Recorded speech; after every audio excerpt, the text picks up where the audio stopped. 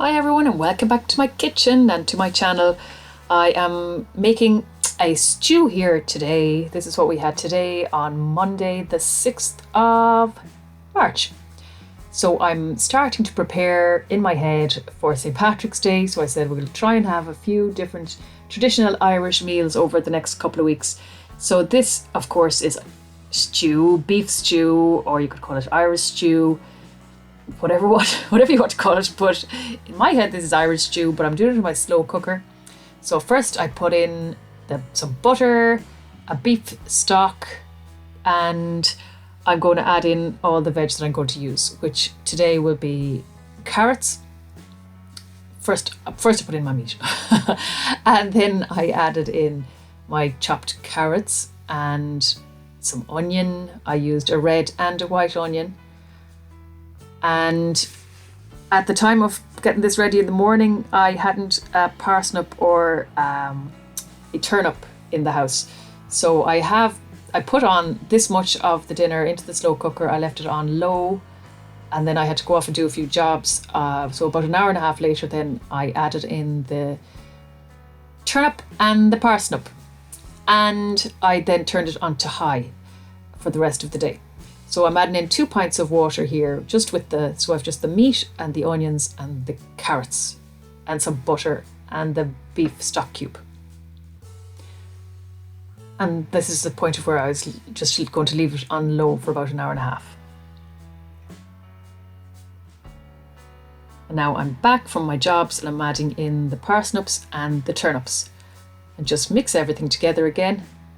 And I turned it up to high at this point. And I just left everything alone again, which is the great thing with the slow cooker. And of course the house was full of beautiful smells at this stage too.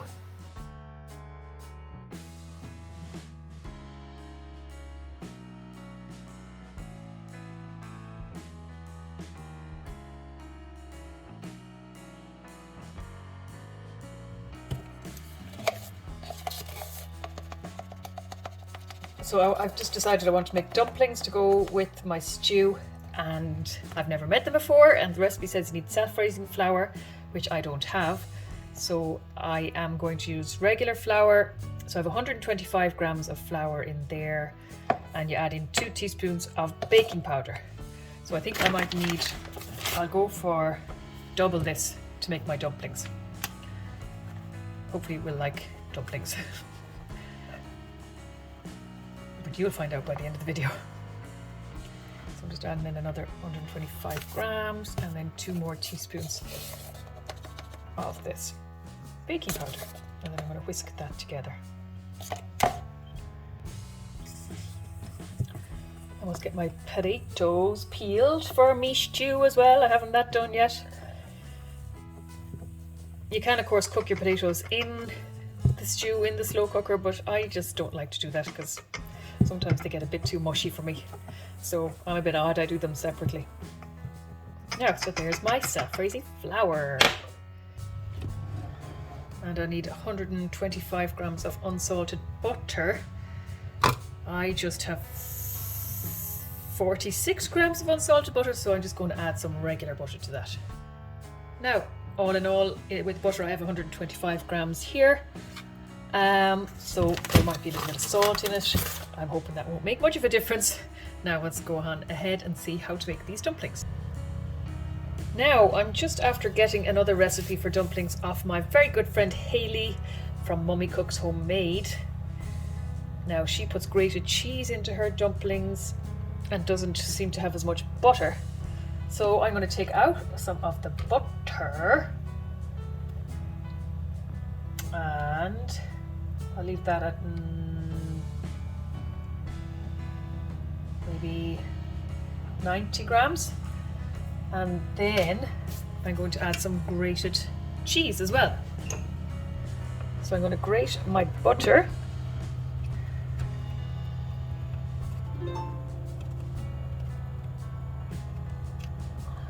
Pop it into the flour.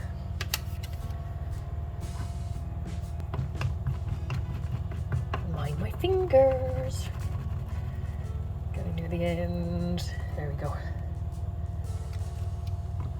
No, there we go. Butter in. scrummy, scrummy.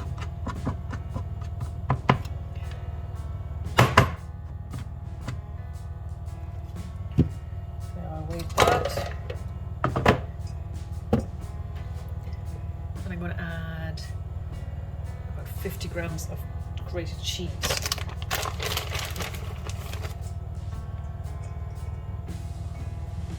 Okay, more. I'll go with 70. Which is what Haley said to use anyway. Grated cheese, parsley, which I don't have fresh, I have dried parsley, and then milk to combine. Pop in some parsley.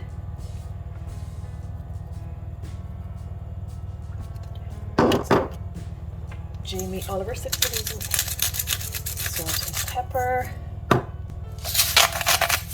I won't have much salt because I have the salt in the butter as well. And now I'll just mix these together.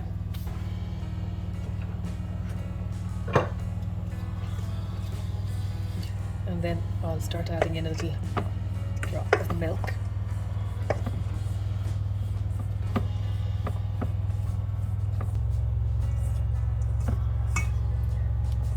Now I'll get the milk, or the banya as we call it.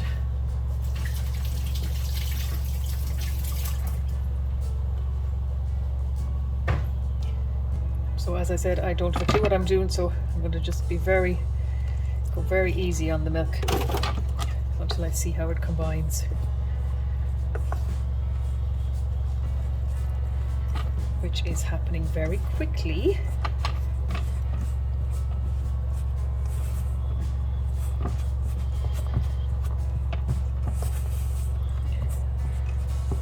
And I'll just go very small, a little bit more.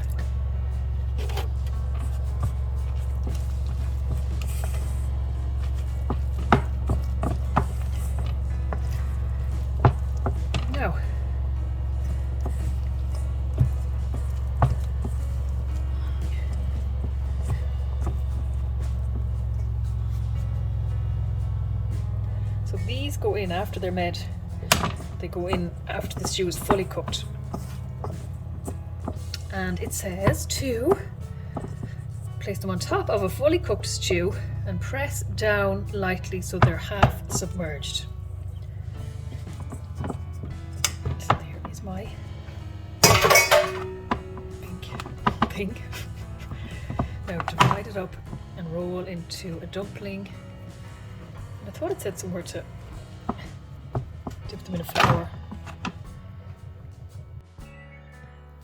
Now I'm just taking off little balls of the dough, rolling them in flour, and I'm going to keep them on a separate plate and pop them back in the fridge until the stew is cooked, or almost cooked.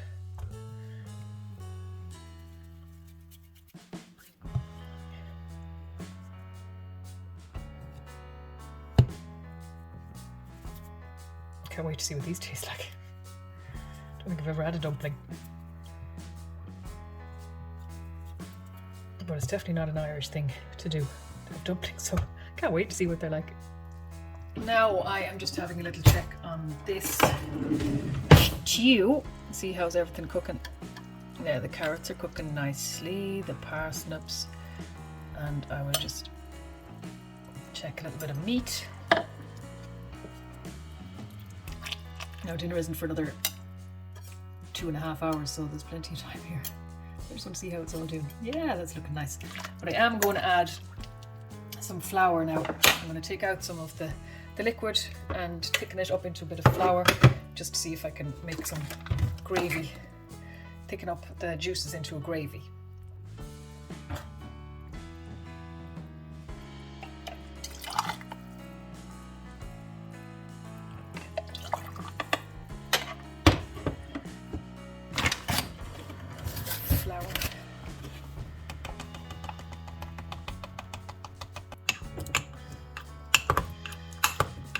I'm just trying to get rid of the little lumps of flour here.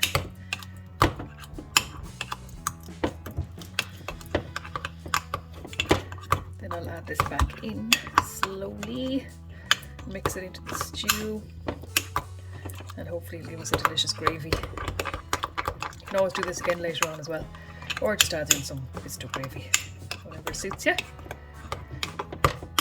Yeah.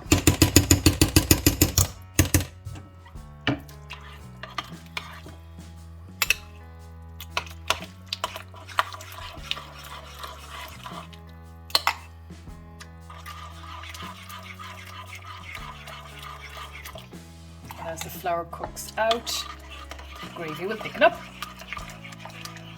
Well, that's the plan anyway.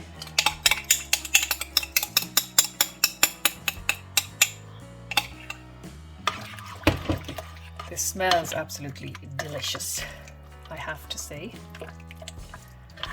Now, lovely.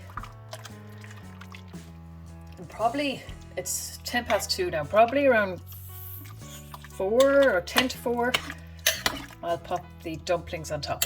I have them chilling in the fridge at the moment. So just leave that to cook away again for an hour and a half or so. Cover it over. And here now I'm going to add in my dumplings.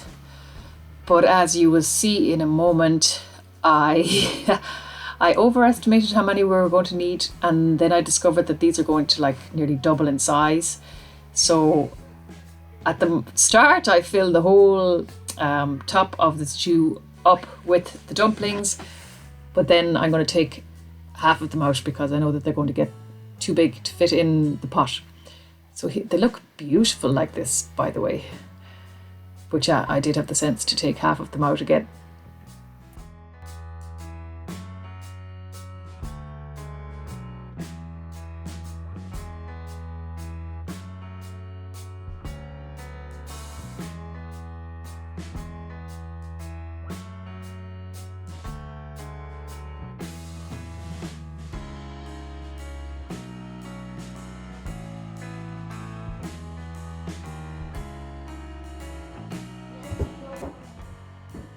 This is after about 15 to 20 minutes. I'm glad I took out half of them because these are quite big now. So I'm just going to flip them over. They're looking nice and fluffy. I've been told they should be fluffy all the way through.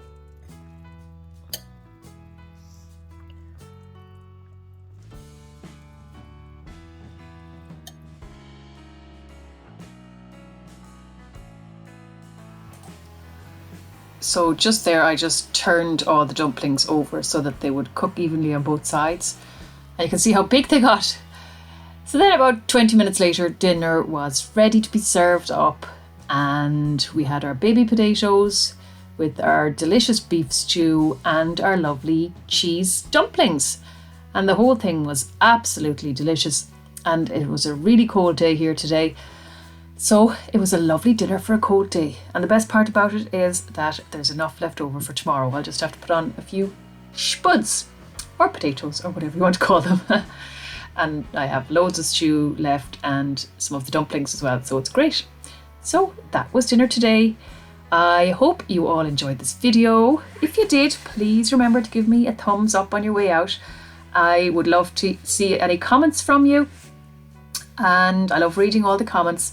And if you are planning on doing any special dinners for St. Patrick's week or St. Patrick's weekend, let me know what they are.